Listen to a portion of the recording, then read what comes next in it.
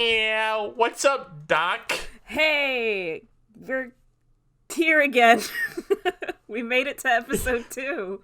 Did it? That's further than 80% of podcasts get. That's true. That's a statistical fact. Don't look it up. Just trust us. I'm sure there are multiple podcasts out there with one episode, and all right, guys, tune in next week for more of the Mucha Lucha podcast. You don't think there's a robust Mucha Lucha fandom out there that's really dedicated? They have 3 podcasts, a convention in New York. They use one of them big halls. Now, to be fair, if I had the opportunity, I'd probably make a Milo Murphy podcast that lasts one episode. So, would you go through so Milo Murphy? It's 15 per 30 chunk, right? Or are they 30-minute episode, 22-minute episode? It's packages of 211s mostly. Okay. I would say. So, do you think every hour-long podcast episode would be dedicated to both those episodes, or just one 11-minute episode? 1 11-minute. I need the full time. I have so much to say on that little white boy. You know who I have a lot to say about? Ooh. Porky Pig, because we were so wrong about him. So wrong. He's so wrong about that little freak. So in this podcast, we discuss who the most badass, powerful Looney Tune is, and lately Porky, I say lately, the first episode, pretty much Porky just ate shit the entire time. So I was very shocked as we watched You Ought to Be in Pictures, a 1940 short that gave us our first Porky win. It did. So in this short, Porky and Daffy. This is kind of like a precursor to Roger Rabbit-esque stuff. Yeah. Daffy's like, "Hey, Porky, you get a better job, you little." He doesn't say exactly that, but he implies it. He basically tricks Porky Pig into quitting his job and getting to live action movies because Daffy clearly wants his role. This is back when Porky Pig was the most popular Looney Tune, so the short makes sense for that. Yeah, it doesn't make so much sense nowadays.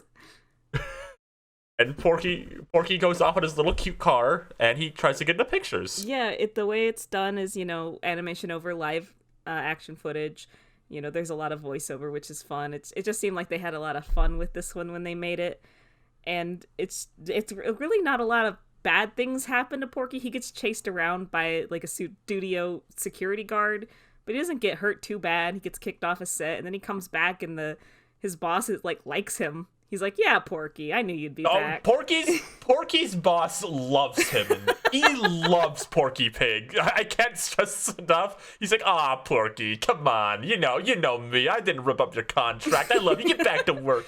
I was expecting a joke. He's like, all right, you can come back at half the pay. But that never happens. He's just like, Porky, my little guy, welcome to the family again. And what's funny is as Porky's gone, Daffy is trying so hard to get this guy to like him and give him a better contract and make him the star. And this guy's just not having, he's not impressed. Yeah, he hates Daffy Duck. It's just get out of here, you fucking duck. And then we have a violent Porky moment. Porky gets his job back. Daffy tries some shit again, and Porky beats the ever absolute shit out of him off screen. This is a violent Porky moment. I'm curious because as Looney Tune goes on, if you're kind of a diehard Toon head, you might know Porky's role kind of diminishes as the shorts goes on. I'm curious how many more times we're going to see this violent Porky. I know in years later in the Looney Tune show, violent Porky's actually decent common. If Daffy Duck, it's always Daffy. It is always Daffy. If Daffy Duck pushes Porky Pig to his limits, he will attack. So that is something to keep in mind. Porky does have a limit. He will fight when threatened, like a wild animal. So yeah, Porky wins one. Yeah, Porky wins this one. Daffy tries to pull the same shtick at the end. He gets mud thrown at him. So, full one on Porky. The cycle doesn't continue. Finally. Well, next, though, we finally get our first Elmer, or Elmer Fudd, in Elmer's Candid Camera, another 1940. And Bugs is in this one, too. A bit closer to what we know, but not quite there yet, I would say.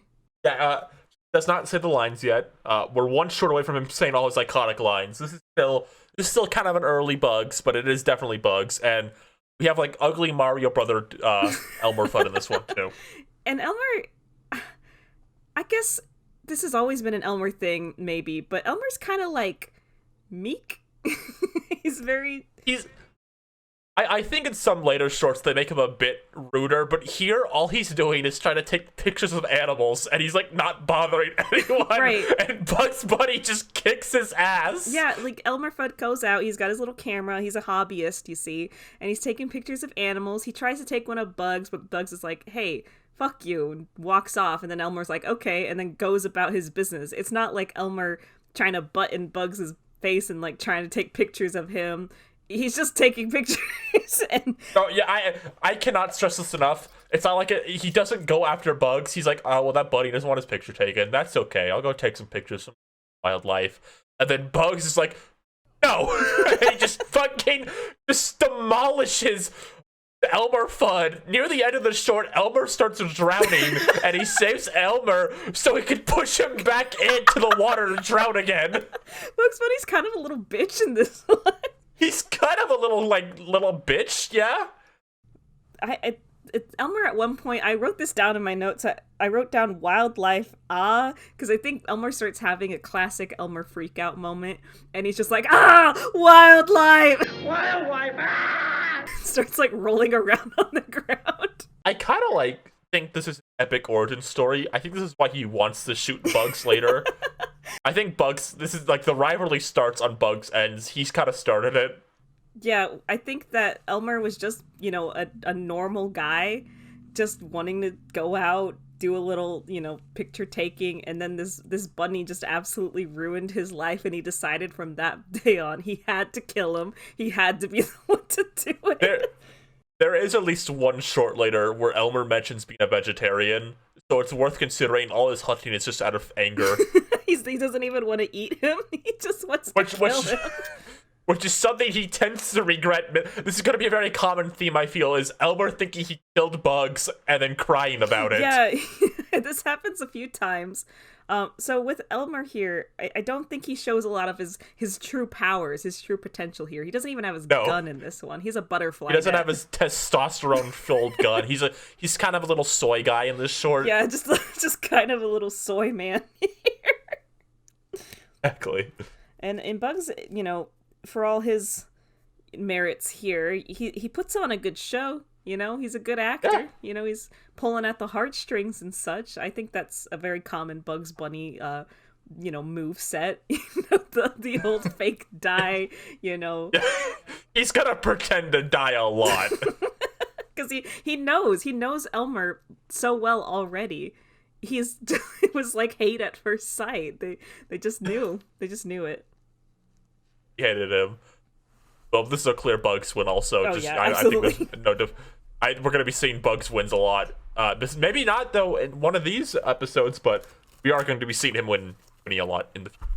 So the next short we watched was called The Wild Hare, another 1941, and I like to think that this is just a direct sequel to the Candid one, because it's Elmer with a gun, hell-bent on specifically killing Bugs, immediately. Yeah.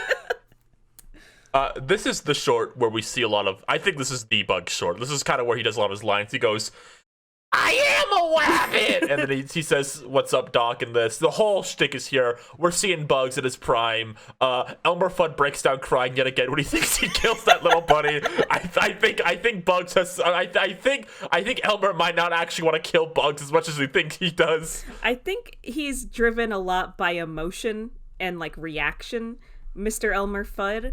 I think that, it's always a heat of the moment thing, He's like, okay, this guy is, really getting on my nerves. He's really, busting my chops. I'm going to kill him. And then when he thinks he's killed him, there's almost just an immediate, oh, God, what have I done? I let it loose yet again.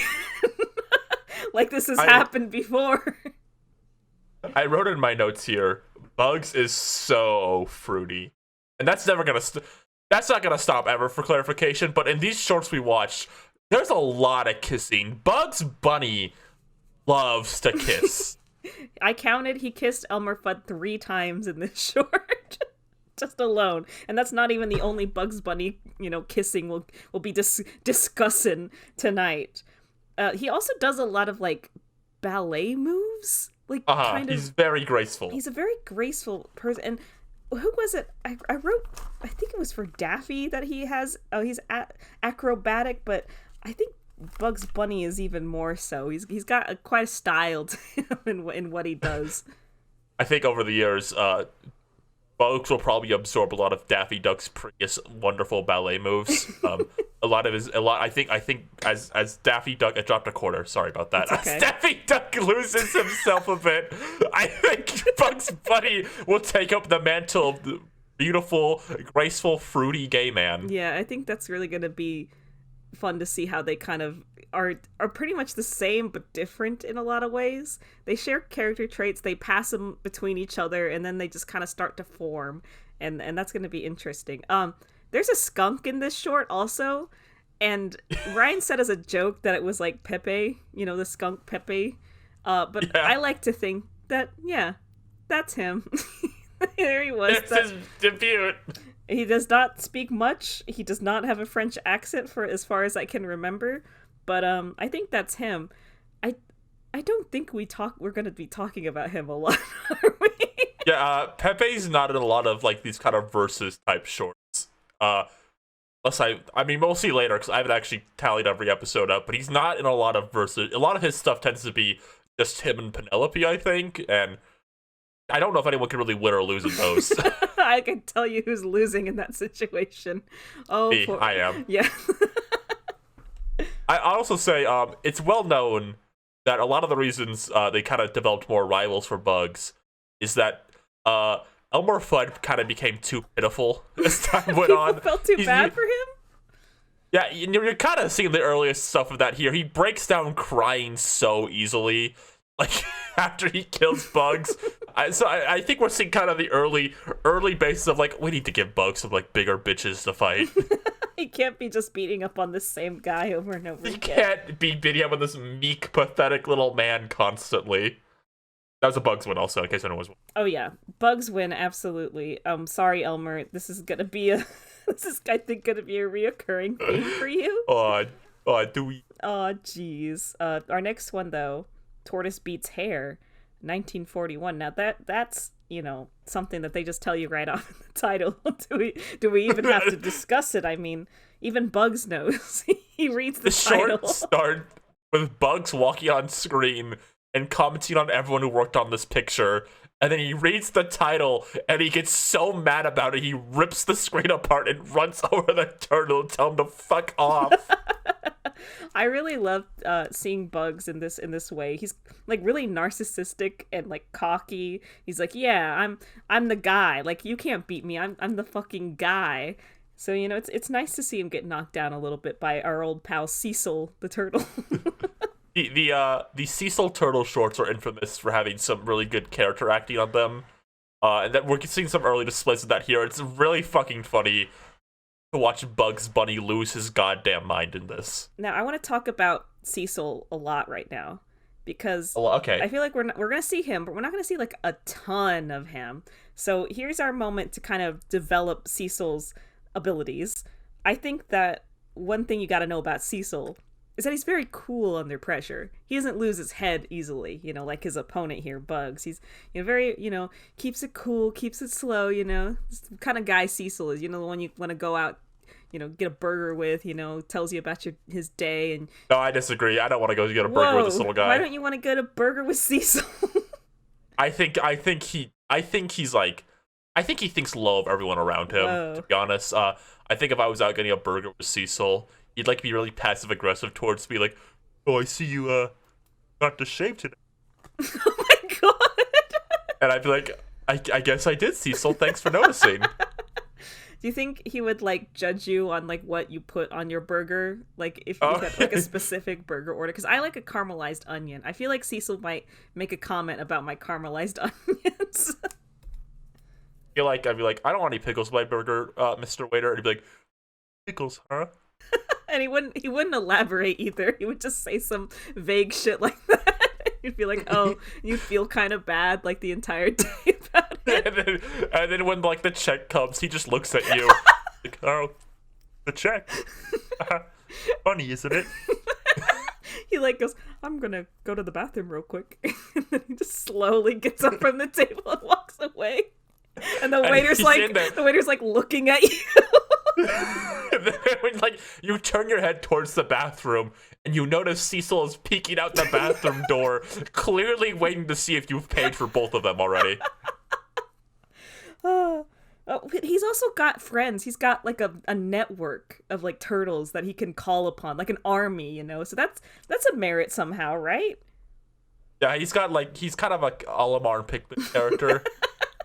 That's how he wins with the race. He just cheats, essentially. He stays at the finish line after Bugs has run off and tells his, I guess, I don't know if they're his family or just his friends. They all look and sound like him, and they all kind of... They're his Asumatsus. Asumatsu's turtles. They all kind of spread out along the racetrack, and Bugs just loses his mind. He can't comprehend it. He cannot comprehend it until the end of the short, when he realizes what happened, and he turns around, and all 10 of the Asu turtles give him a big old kissy. They did give him a kissy. They gave him a few kissies, I think. There was a few. Yeah, he got kissed a lot in this short. This is the short for kissing Bugs instead of Bugs kissing. It's subverting your expectations. Get ready for my hour-long video called Tortoise Beats Hare is a Subversive Masterpiece, uploaded in 1941. on Yield YouTube. On Yield YouTube. Powered by candles. Okay, so for our last short, I feel like we're going to have... Oh, Cecil won. Oh, yeah, Cecil Clarify that. That's a Cecil victory. Our next short, The Heckling Hare from 1941. Firstly, we have to clarify one thing.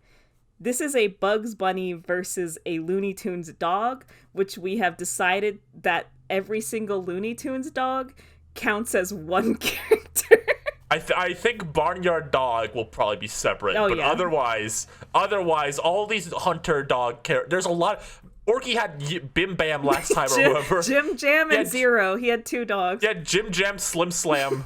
You cannot forget about him so soon. He's gonna come up later. You just wait. Porky's Jim Jam, Zero Zam, Slam Bam, Bim Bam is gonna be when back. Bim Bam comes back. But yes, all the Looney Tunes dogs, there's so many of those like hunter type dogs, right? Yeah. So they're one guy. I don't care. So I think we need to clarify something. This is the same short as a Wild Hare, but with a dog instead of Elmer. Yeah, every pretty much beat for beat, a lot of the same stuff that happened in the Wild Hare happens in this one. Like, he starts with the "What's up, Doc?" They're on, like, messing around with each other. There's a moment where the dog is reaching for Bugs around a tree, and Bugs puts a tomato in his hand, and he squishes it, and he thinks he's killed him, so he starts crying, just like Elmer did. Just like Elmer did. This dog is very dumb, though, I gotta say. And then Bugs, with a baseball bat, swings so hard he cracks the baseball bat in half. He also kisses the dog a few times. I wrote kissy times 3 in my notes. He did it 3 times. I feel like Bugs does not hate this dog as much as he hates Elmer. I feel like he's having a lot more fun with this dog. He's having a bit of more of a laugh with this dog, I feel. Yeah, it's kind of a shared, joy there that he's not... It doesn't feel as malicious. I feel like the other short with Elmer and Bugs just, like, can't stand Elmer. Like, he wants him to die. Whereas in this one, it feels like he's just having a little joke, having a little laugh. It's all giggling a bit. Yeah, he's giggling. They're kissing. He starts, swimming at one point. It's a fun time. I think the big thing about this short is how it ends, and I just want to get to that immediately. So Bugs Bunny's in a little hole, and then the dog starts digging into the hole, and there's like a gap under the hole, like he's gonna fall off a cliff, and then he flies back up and says, "Ooh, I almost fell." And then he walks back and falls in anyway, and then Bugs watches him fall down. He goes, "You should have looked where he was going." And then he turns around and falls into the hole as well. And this then proceeds to activate a scene that goes on for nearly a full minute of the dog and Bugs Bunny screaming as they fought. It's just shot after shot of them falling through the sky from different angles. It goes on for so long, and they're like falling to their death. The screams are like of abject terror.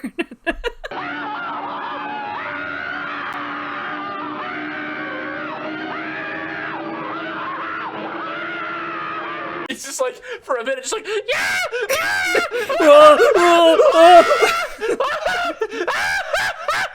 And then it ends with them slowing down, and then Bogue says, gotcha, didn't I? Yeah, they kind of like wink, wink, nudge, nudge, and then they're both okay, and that's how it ends. So I ask you this, Ryan, do we even have a winner? It's a tough one, because I kind of judge these by who's on top by the end. Right. Like, if a character gets beat up with a whole short, but they win at the end, that's a victory for that character. Well, and why Bugs is clearly on top for most of the short, both of them are kind of in equal places by the end. Yeah, they seem to be in on it in a way, right? Like, the dog's in on it. It feels like the dog was just having a laugh with Bugs the whole time. Like, he was having fun, too. Yeah, like, he might have no brain, but he had brain enough to not... Like, typically, if that was, like, Elmer in that place, I feel like the way the short would have ended is they're both falling, and then right at the end, Bugs, like, stops himself, but Elmer keeps going and, like, dies. And that's how the short would end. But here, they're put on an equal footing, and they're both okay. And why Bugs was victorious for most of the short, I feel like the way it ends, it's impossible to say either one of them really won. So I'm going to have to rule it a neutral, I think. I think this is a neutral. This is a 0.5 for both of them. 0.5. So which is interesting, because in this batch now we've had a Bugs loss and a Bugs neutral out of our 4 Bugs shorts. So, you know, not quite the heavy hitter we thought he was, you know. Even Daffy has more wins right now, I think. Well, for now. For now. You know, that's gonna that little duck's life is gonna go to hell soon. That the tides will change. Yeah, we haven't seen Daffy on top in a bit now. It's kind of going downhill already. Yeah, he lost in the one short he was here in. Well, you know, I'm excited. You know what's happening next episode, don't you? I don't want to hype it up, folks. Things are gonna be big. They're gonna be very big. Well, a few wins, a few losses, all such and such. Before we go, I would like to encourage YouTube commenters ask Looney Tunes related questions in the comments. And, you know, if you want to know, like, hey, how high do you think Foghorn Leghorn can jump for 3 feet? Ask that in the comments below, and we'll reply to some of them every once in a while. Yeah, that would be fun. I hadn't even thought. See, this is a work in progress, folks. we're making it up as we go along.